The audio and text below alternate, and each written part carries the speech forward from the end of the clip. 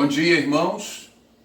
Pela graça de Deus, o Senhor nos concede o privilégio de começarmos a nossa aula da Escola Dominical através desses canais, YouTube, Facebook, e eu quero de uma maneira assim muito especial agradecer a você pela bênção de poder repartir a palavra de Deus.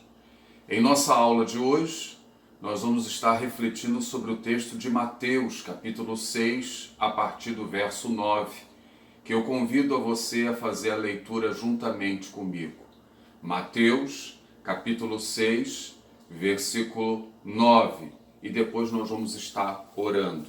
A palavra de Deus diz assim para nós: portanto, vós orareis assim: Pai nosso que estás nos céus, santificado seja o teu nome, venha o teu reino, faça-se a tua vontade, assim na terra como no céu.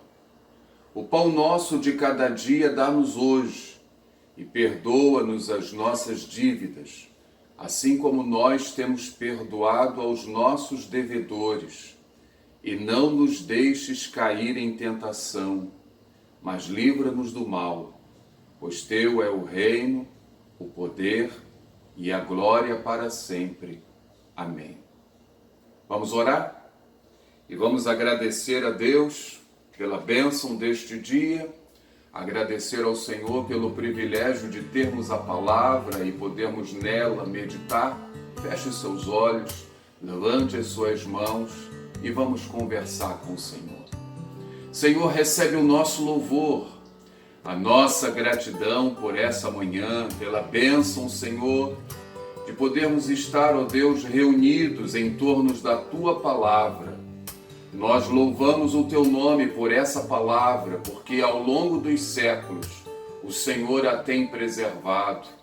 Louvamos o Teu nome porque esta palavra tem chegado até nós e o Espírito Santo, Ele tem revelado os Teus mistérios, os Teus segredos aos nossos corações. Queremos, Senhor, nos colocar como Maria aos Teus pés e rogamos que o Senhor venha abrir o nosso entendimento, que o Senhor venha abrir os nossos corações, que o Senhor venha falar com profundidade, ó Deus, as nossas vidas. Visita, Senhor, cada coração que nos assiste, cada irmão, cada irmã, cada amigo. Nós rogamos que o Senhor visite os lares na manhã desse dia. Ó Deus, que os lares sejam impactados, abençoados, transformados, que vidas venham ter o encontro real com o Senhor, que o Senhor venha tirar o véu dos olhos, o Senhor venha se revelar de uma maneira especial. Ó Deus, que o Senhor traga consolo, que o Senhor traga despertamento espiritual, que o Espírito Santo aplique esta palavra de uma maneira especial na manhã deste dia. Ouve, Senhor, assim a nossa oração, que fazemos a Ti no nome de Jesus. Amém. Amém.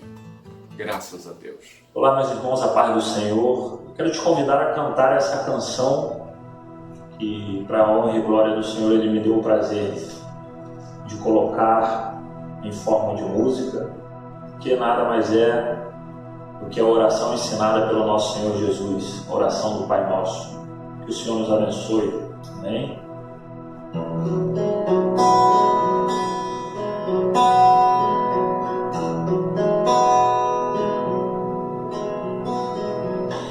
Que seja feita a Tua vontade, aqui na terra como no céu. Rei meu, Rei meu, o pão de hoje, Deus, eu te peço, perdoa aqui como eu perdoo a mim.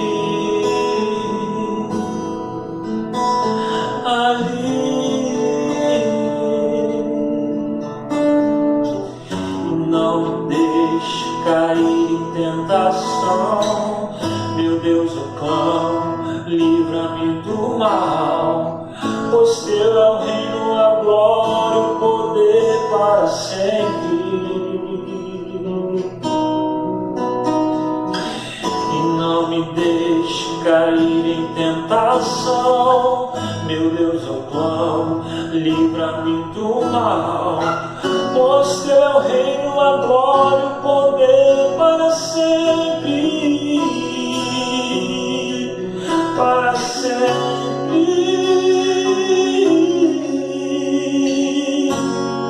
Pai nosso, que estás no céu, santificado, glorificado sejas, que o teu reino venha em nós e que através de nós tu se faças conhecido. Pai nosso, que estás no céu, santificado, glorificado sejas, que o teu reino venha em nós e que através de nós tu se faças conhecer. Mais uma vez, Pai nosso, que estás no céu, santificado, glorificado sejas, que o teu reino venha em nós e que através de nós tu se faças conhecido.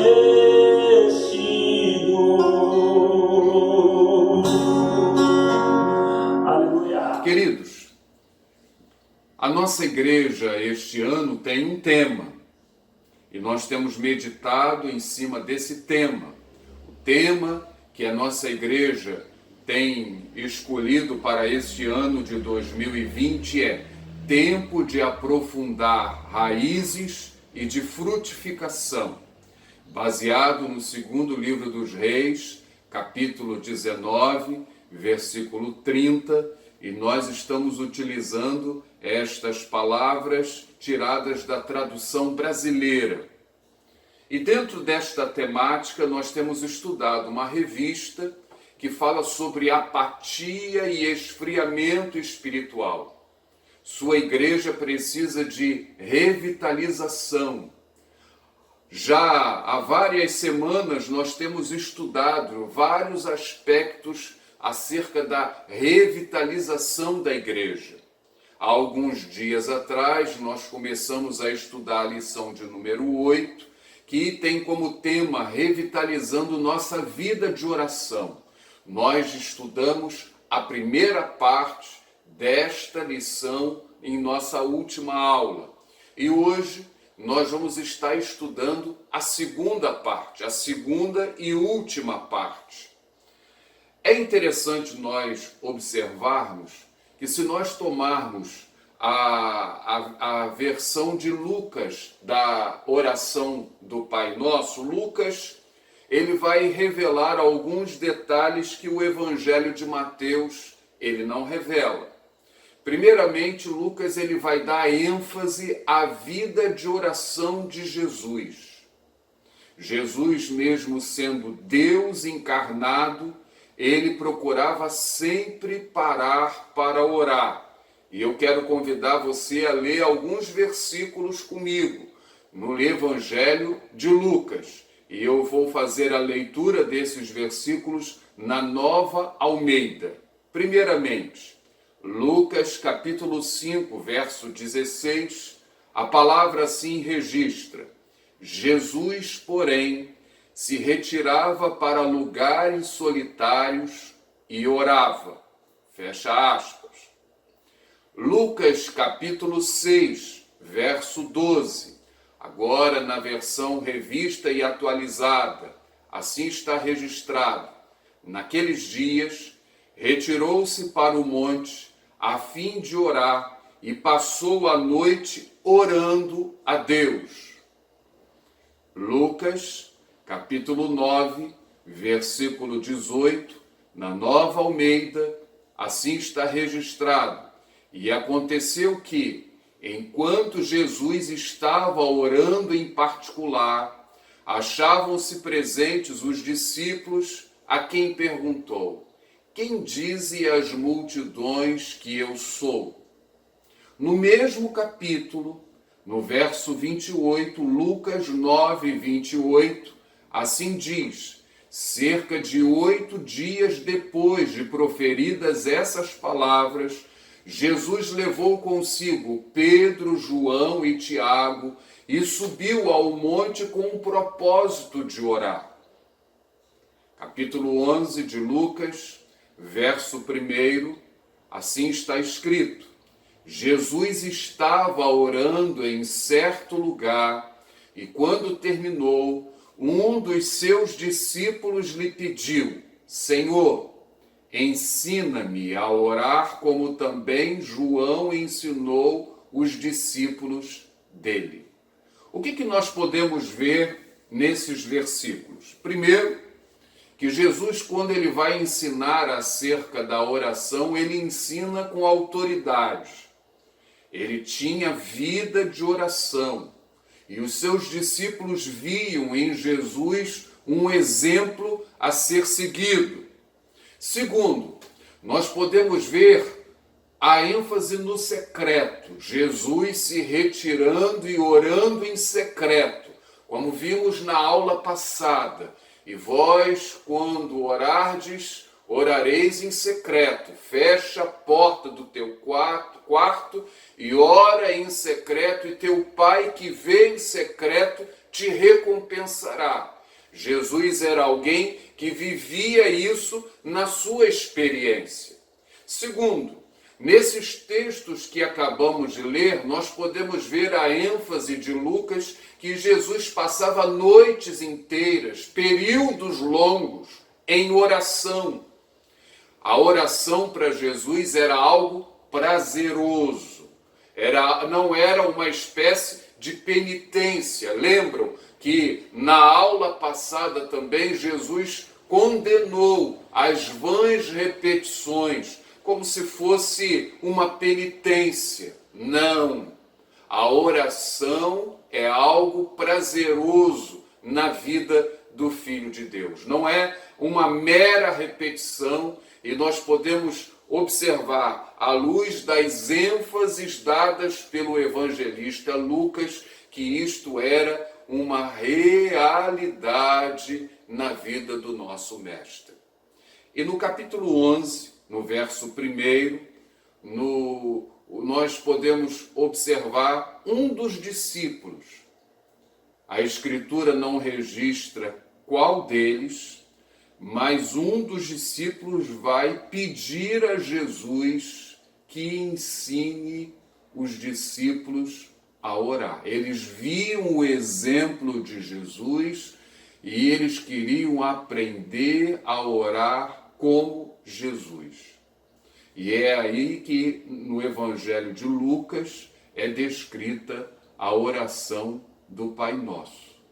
A oração do Pai Nosso, nós podemos afirmar aqui que ela é uma oração modelo. Nós podemos observar nesta oração que Jesus ele vai nos ensinar princípios da vida cristã. Na verdade, a essência da vida cristã nós podemos encontrar de forma resumida aqui na oração do Pai Nosso.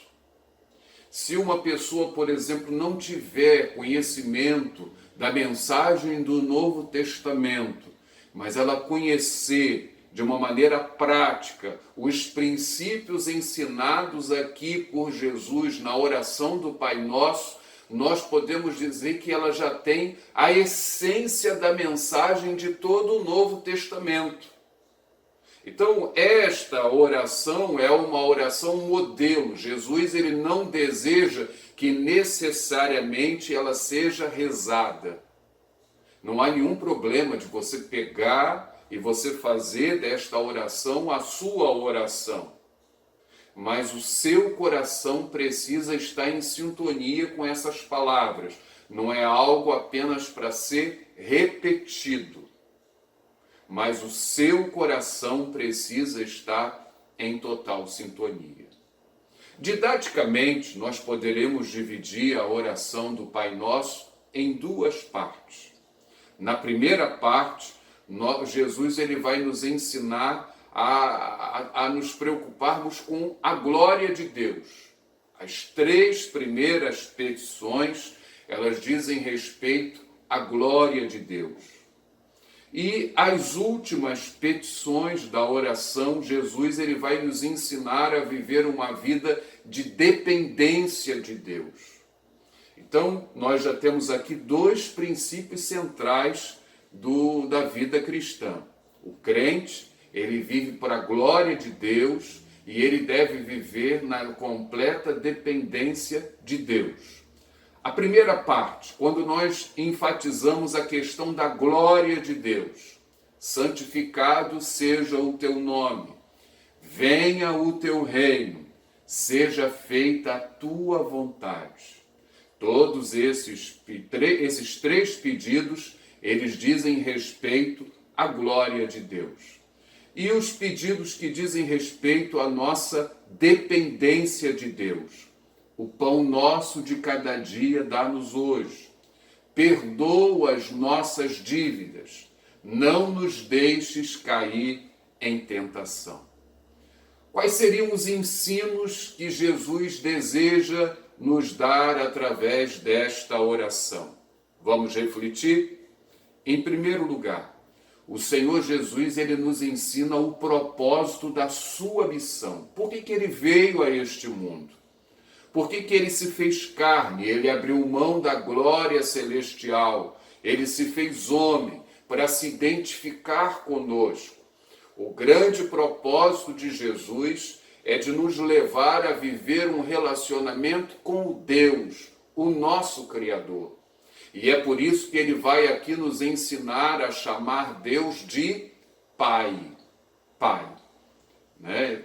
Só pode chamar Deus de Pai quem é alcançado pela obra salvífica, redentora do nosso Senhor e Salvador Jesus Cristo. Quando nós olhamos essa oração do Pai Nosso no contexto do Evangelho de Mateus, nós podemos constatar que ela está inserida no Sermão do Monte. E lá no capítulo 5, Jesus ele vai nos ensinar nas bem-aventuranças o caráter do verdadeiro Filho de Deus, o caráter daquele que vai morar no céu, o caráter do cidadão do reino dos céus. Quem é o homem que é filho de Deus? Quem é o homem que vai morar nos céus? Quem é a pessoa que já teve um encontro real e verdadeiro com Jesus e pode chamá-lo de Pai? No capítulo 5, o Senhor, ele vai dizer assim para todos nós, verso 3, bem-aventurados os humildes de espírito, porque deles é o reino dos céus. Coloque a frase na forma inversa. O reino dos céus é constituído daqueles que são humildes de espírito, ou seja, são pessoas que reconhecem o seu pecado, reconhecem que carecem da graça de Deus e por isso são humildes de espírito. Aqui não diz respeito à condição social da pessoa, mas é uma humildade espiritual. Como consequência, porque é humilde de espírito, ele chora. Bem-aventurados os que choram, porque serão consolados. Aqui, o Senhor não está querendo nos dizer que é uma pessoa melancólica. Não. Mas é o consolo que Ele nos dá como consequência do perdão dos meus pecados. Porque eu reconheço que eu sou pecador. Eu lamento, eu choro diante do Senhor e eu recebo o perdão dos meus pecados. Só a pessoa que tem um encontro verdadeiro com Jesus pode dizer isso. Terceiro, bem-aventurados os mansos, porque herdarão a terra, porque o meu relacionamento com Deus, ele é transformado. Necessariamente o meu relacionamento com o meu próximo, ele é transformado. A minha relação com Deus depende da minha relação com o próximo. E por isso eu sou manso. E os mansos herdarão a terra. Bem-aventurados os que têm fome e sede de justiça, porque serão fartos. O Senhor promete que Ele trará a sua justiça a este mundo. Bem-aventurados os misericordiosos, porque eles alcançarão misericórdia. Novamente, porque a minha relação com Deus foi transformada, eu vou demonstrar misericórdia ao meu semelhante. E vou parar aqui agora. Bem-aventurados os limpos de coração, porque verão a Deus. Bem-aventurados os pacificadores, porque serão chamados filhos de Deus. Aqui nós temos a descrição do caráter do Filho de Deus, da pessoa que teve um encontro real e verdadeiro com Deus. E essa pessoa que foi impactada pela obra de Jesus Cristo na cruz, essa pessoa pode chamar Deus de Pai. Pai. Nós falamos um pouco na aula passada sobre essa questão da paternidade. Nós temos no Novo Testamento alguns elementos que representam verdades do céu. O pai terreno é uma representação de Deus. O marido é uma representação de Cristo. Por isso o marido deve amar a sua esposa como Cristo amou a igreja e se entregou por ela. E a família na terra é uma representação da família do céu. O ideal é que um filho aqui neste mundo olhe para o seu pai e veja as qualidades de Deus: amor, misericórdia, disciplina, atenção.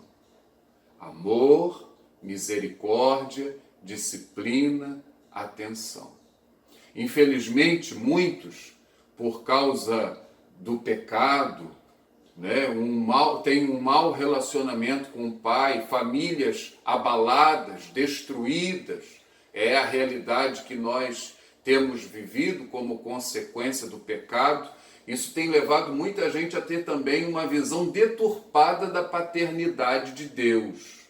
Muitos veem Deus como um pai legalista, que pune, só pune, que o relacionamento com os filhos é baseado só nos méritos, de regrinhas que precisam ser cumpridas.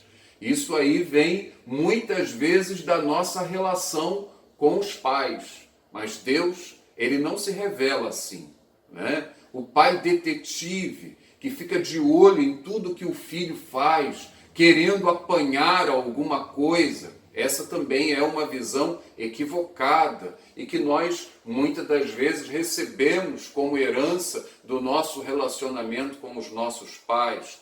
E o pai bonachão, que aceita tudo, que faz vista grossa para tudo. Há muita gente que pensa que Deus é assim também, o que não é verdade. Quando nós olhamos para o Novo Testamento, uma boa descrição do pai é a parábola do filho pródigo.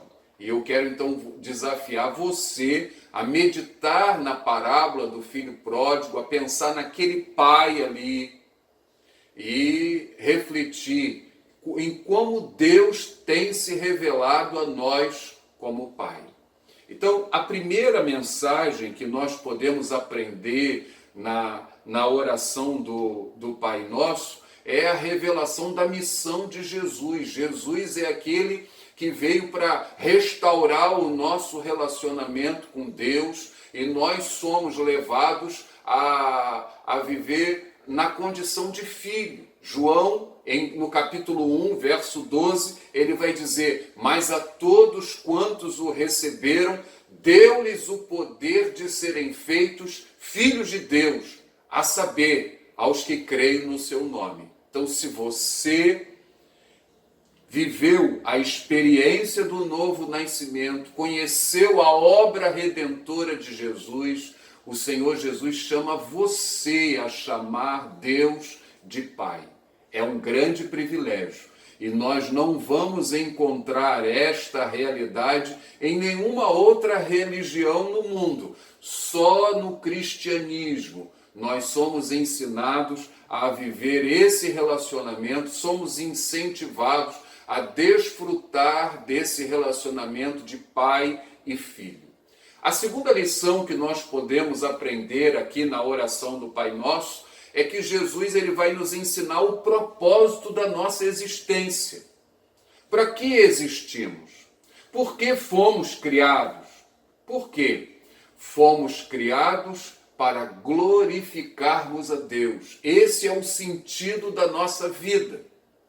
E é isso que Jesus veio restaurar quando ele se fez homem. Ele veio nos levar de volta ao propósito pelo qual o Pai nos criou. E ele nos ensina aqui que nós devemos viver para a glória de Deus. Nós somos ensinados aqui a adorar ao Senhor. E como ele nos ensina a adorar ao Senhor? Através das palavras: santificado seja o teu nome.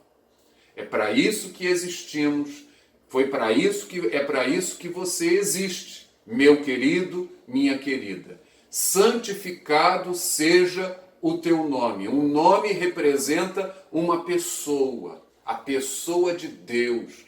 Nós queremos que o nome do Senhor seja engrandecido através do meu viver.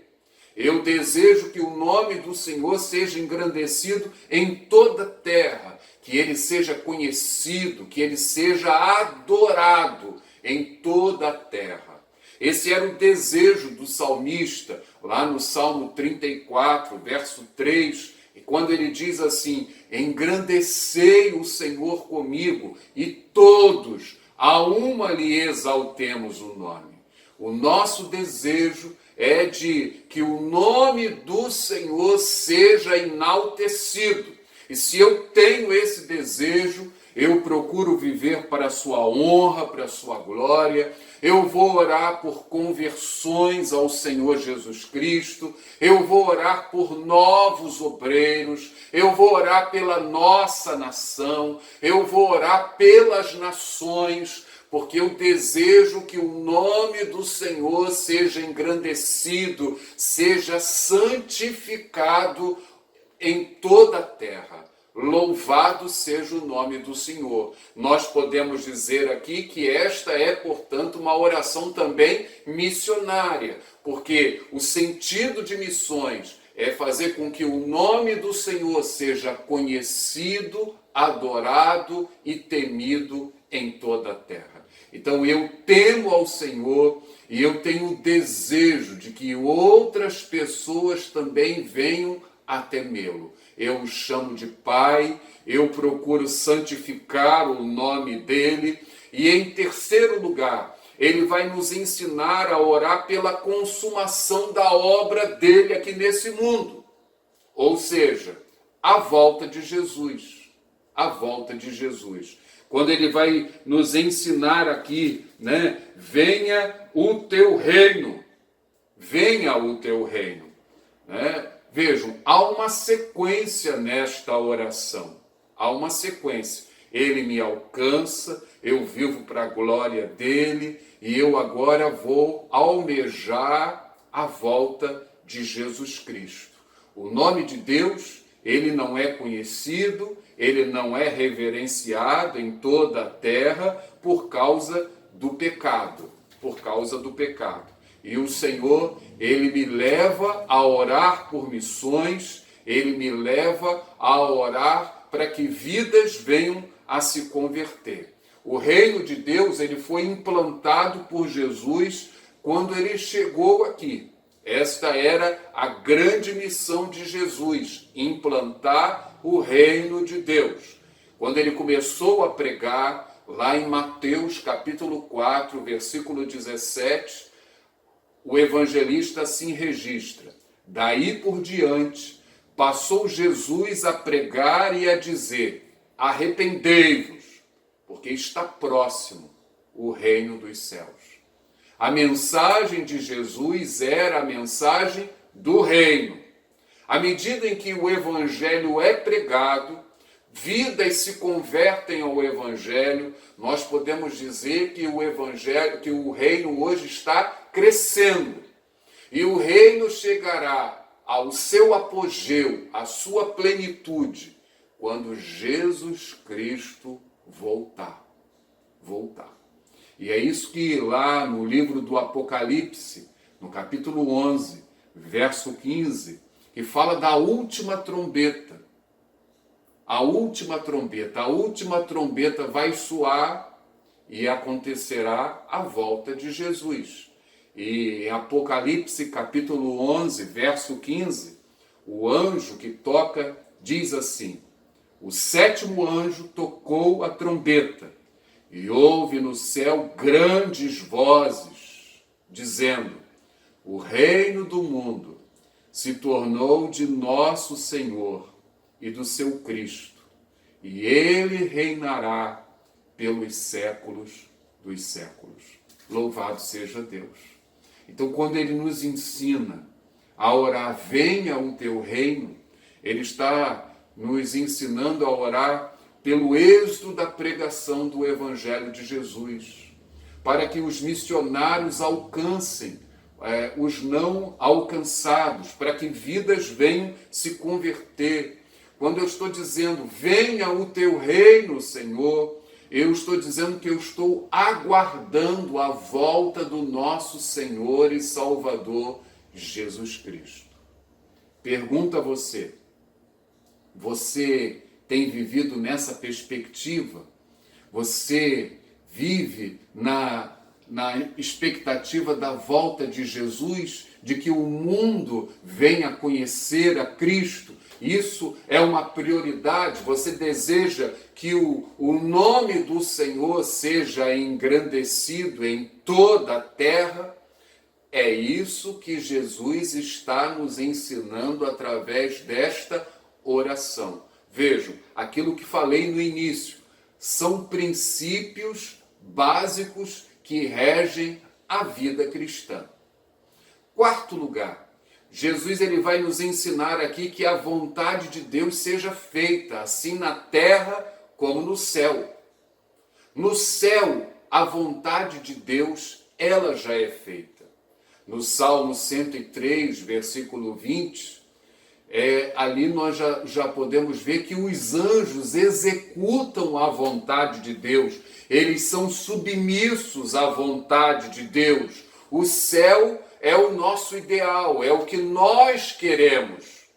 E Jesus ele vai nos ensinar através dessa petição: seja feita a tua vontade, que eu devo submeter a minha vontade à vontade de Deus. Eu devo procurar conhecer a vontade de Deus para a minha vida, para a minha família, para a minha igreja, para a minha nação, para as nações. E eu devo trabalhar para que aquilo que eu creio que seja a vontade de Deus venha se tornar real, palpável. Eu vou trabalhar para que a vontade de Deus seja vista pelos homens. Os homens venham conhecer a vontade de Deus. E é nisso aqui que nós podemos afirmar que o cristianismo trouxe grandes contribuições a nossa sociedade, a humanidade de uma maneira geral. Foi no desejo de fazer com que a vontade de Deus viesse a ser conhecido pelos homens que surgiram os primeiros hospitais no mundo. Você sabia que os primeiros hospitais, os grandes hospitais do mundo, foram iniciativas de cristãos? Você sabia que as primeiras universidades foram fundadas por cristãos?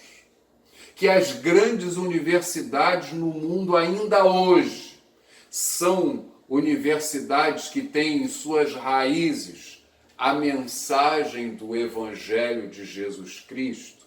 Se você não sabe, procure conhecer essa história, porque era o desejo de que a vontade de Deus prevalecesse, que o conhecimento crescesse. A iniciativa para a alfabetização, para o ensino do povo. Houve um tempo na história que a grande massa da população era analfabeta. Quem contribuiu para que houvesse uma mudança, para que a população pudesse ser alfabetizada e pudesse ler a Bíblia? Pudesse ler a Bíblia. Os cristãos. Os cristãos deram esta grande contribuição, eram poucos. A valorização da mulher. Hoje nós falamos muito na questão do papel da mulher na sociedade. Mas se você olhar os ensinamentos do Novo Testamento, você vai ver que Jesus estava cercado por mulheres. E Jesus enalteceu o papel da mulher, a função da mulher.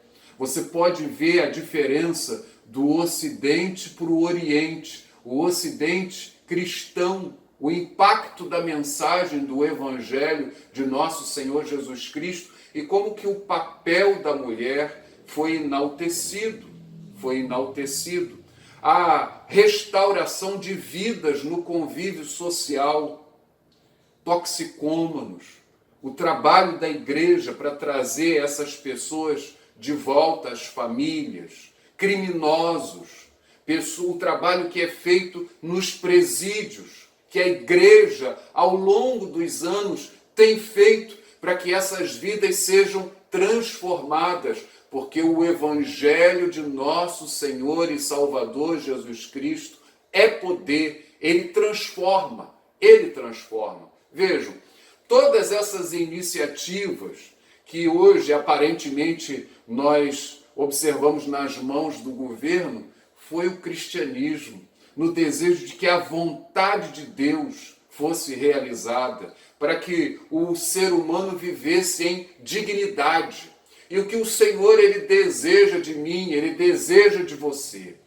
Ele deseja que nós façamos a oração que o apóstolo Paulo faz lá em Romanos capítulo 12. Nós consagremos as nossas vidas e nos ofereçamos como um sacrifício vivo, santo e agradável a Deus. Ele nos ensina assim: rogo-vos, pois, irmãos, pelas misericórdias de Deus, que apresenteis o vosso corpo por sacrifício vivo, santo e agradável a Deus, que é o vosso culto racional. E não vos conformeis com este século, com este mundo, mas transformai-vos pela renovação da vossa mente, para que experimenteis qual seja a boa, agradável e perfeita vontade de Deus. Eu quero que a vontade de Deus venha prevalecer na minha vida, na vida do meu próximo. Eu quero que o nome do Senhor venha a ser conhecido, venha a ser temido. Então eu me consagro e eu me coloco como sacrifício diante do Senhor. Eu quero ser usado para a glória de Deus. Eu quero ser um instrumento, eu quero que as minhas mãos sejam instrumentos nas mãos do Senhor. Eu quero ser um agente de transformação. É isso que essa mensagem está a nos ensinar aqui. O crente, ele precisa se colocar. O sacrifício hoje é vivo. No Antigo Testamento, as pessoas matavam os animais e ofereciam. No Novo Testamento, você que já foi alcançado pela graça de Deus, o sacrifício não é morto. O sacrifício é vivo. O sacrifício sou eu. A minha inteligência, os meus dons, os talentos, os meus recursos, eu coloco tudo para que o nome de Deus seja engrandecido e exaltado. São os 3 primeiros pedidos aqui desta oração. Na segunda parte da oração, como dissemos no início, Jesus ele vai nos ensinar a viver na dependência de Deus.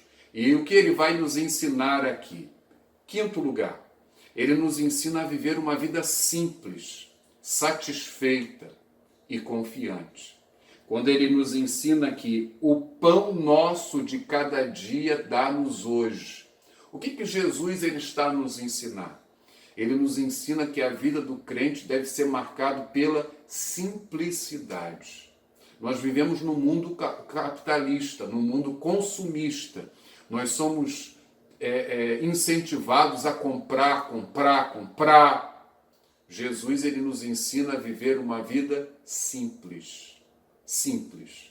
O pão aqui, quando nós pedimos a Deus, nós estamos pedindo o alimento básico. Era o alimento básico da vida dos judeus, né? Presente em todas as refeições. E ele está nos ensinando aqui a pedir o necessário, a termos em vista o necessário. Essa deve ser a nossa oração. Senhor, supra as minhas necessidades. É verdade que ele sempre nos dá mais do que é o necessário. Ele sempre nos dá mais, porque ele é nosso Pai. Mas quando formos orar, ele nos ensina a pedirmos o necessário. E aqui está um segredo da vida cristã. É o segredo do contentamento. Quando eu tenho em vista o necessário, e eu peço o necessário, e eu vejo que o Senhor ele me dá mais do que o necessário, eu estou aprendendo a viver contente. Porque o nosso contentamento não está naquilo que eu tenho, não está naquilo que eu possuo, mas o meu contentamento está nele. Louvado seja o nome do Senhor. Eu não coloco a minha alegria, a minha satisfação em coisas, mas eu coloco a minha alegria, a minha satisfação no Senhor. Louvado seja Deus. Nós estamos vivendo esse tempo de pandemia e temos UTIs lotadas. Hoje, você pode ter dinheiro, você pode ter o melhor plano de saúde, que isso não faz a menor diferença, só pela graça de Deus. E aí, isso pode ser tomado como um exemplo. Onde você tem colocado a sua confiança? É no dinheiro que você tem na conta bancária? É no plano de saúde? Ou você tem colocado a sua confiança no Senhor? Ele vai nos ensinar o segredo aqui quando ele coloca o pão nosso de cada dia. A cada dia. Nós devemos pedir o pão para hoje. O amanhã está nas mãos do Senhor. Eu não devo viver ansioso. Eu posso planejar, eu vou trabalhar, mas eu não vou viver em função do amanhã. É o pão nosso de cada dia nos dá hoje. Aprenda a descansar. Nós temos aqui um segredo importantíssimo para todos nós. Ele nos ensina a viver contente. Sexto lugar, ele nos ensina a buscar o perdão e a dar o perdão ao nosso próximo. E perdoa as nossas dívidas, assim como nós temos perdoado aos nossos devedores. John Stott, no livro do Sermão do Monte, a mensagem do Sermão do Monte, ele diz o seguinte, abre aspas, o perdão é tão indispensável à vida e à saúde da alma como o alimento para o corpo. Assim como Jesus ele nos ensina a pedir o pão, que é o básico, nós precisamos do perdão. E existem tantas pessoas que carregam culpa ao longo da sua vida, não é? Será que esse não é o seu caso? Você vive dominado pela culpa?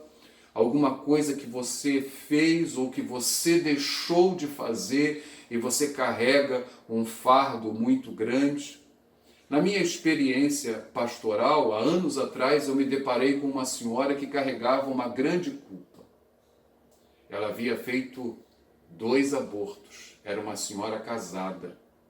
E ela acreditava que ela não merecia o perdão de Deus, ela se considerava uma assassina, ela seria indigna de receber o perdão de Deus.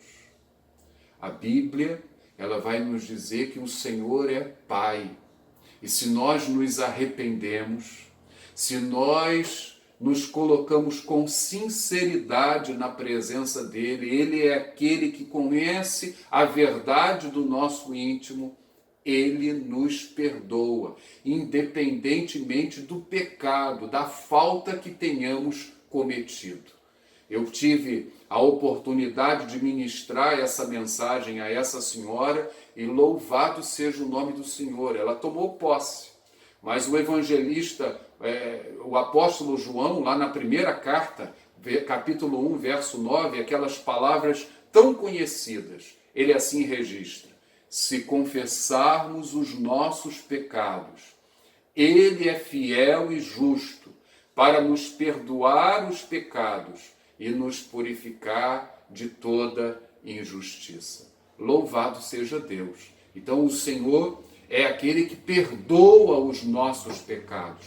Todos nós somos inadimplentes, espiritualmente falando, mas quando nós nos arrependemos, quando nós pedimos perdão, o Senhor, ele afasta de nós esse pecado. Ele quita essa dívida, né? Esse foi o propósito de Jesus ali na cruz do Calvário.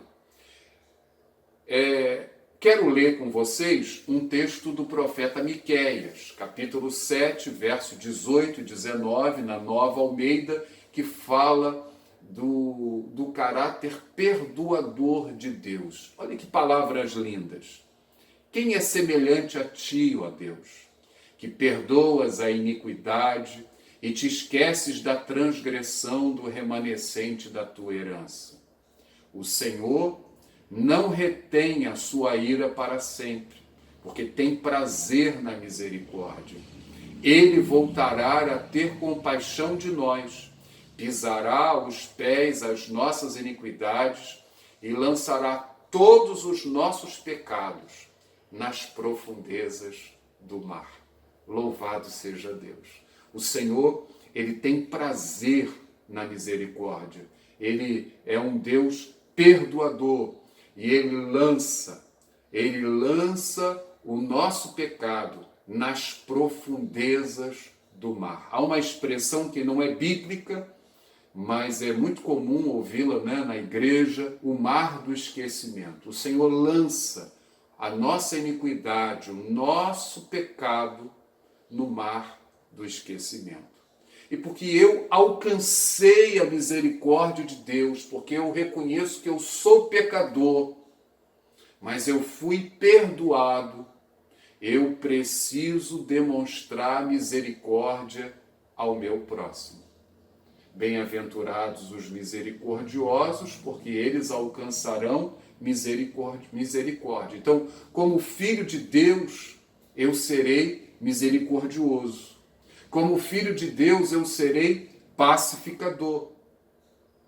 Olha o ensino de Paulo, lá em Efésios, capítulo 4, verso 32, diz assim: antes, sede uns para com os outros benignos, compassivos, perdoando-vos uns aos outros, como também Deus em Cristo vos perdoou.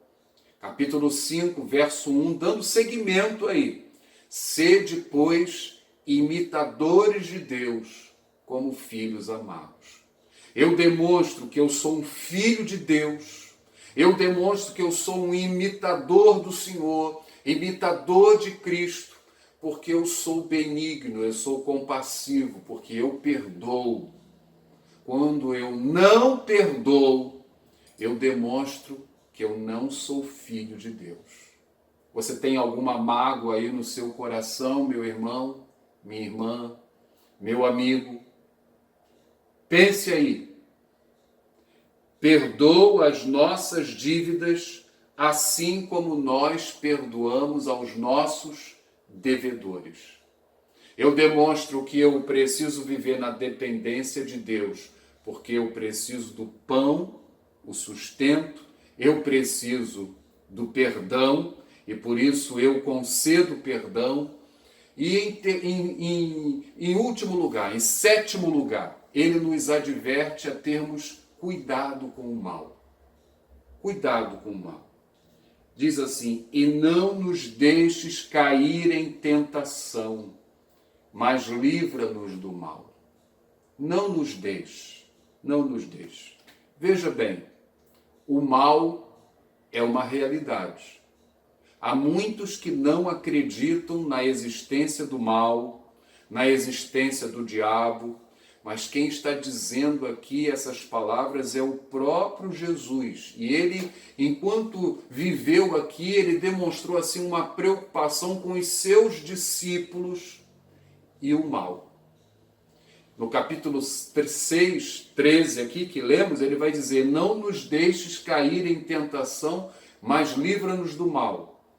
Lá no Getsemane, capítulo 26, verso 41, ele diz o seguinte: vigiai e orai, para que não entreis em tentação. O espírito, na verdade, está pronto, mas a carne é fraca. Vejam aí a preocupação de Jesus. Na oração sacerdotal, João 17, Jesus ora por si, depois ele vai orar pelos discípulos.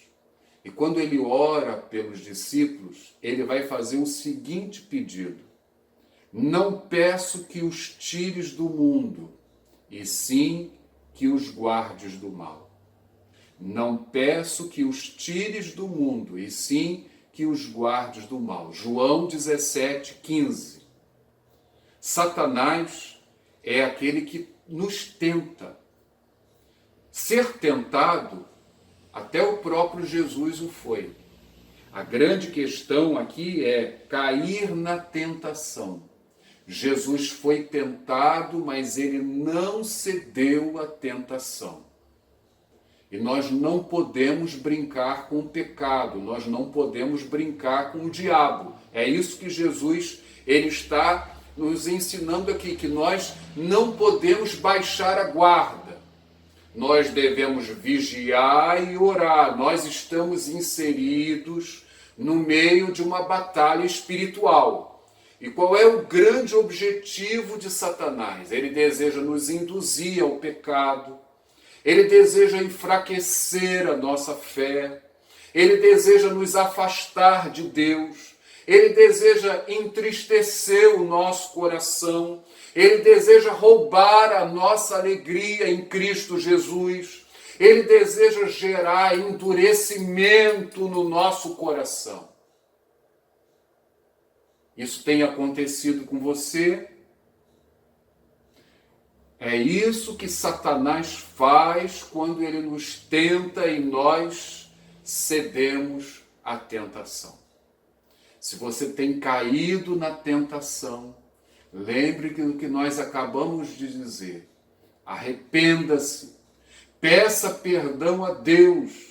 Ele é fiel e justo para nos perdoar os pecados e nos purificar de toda injustiça.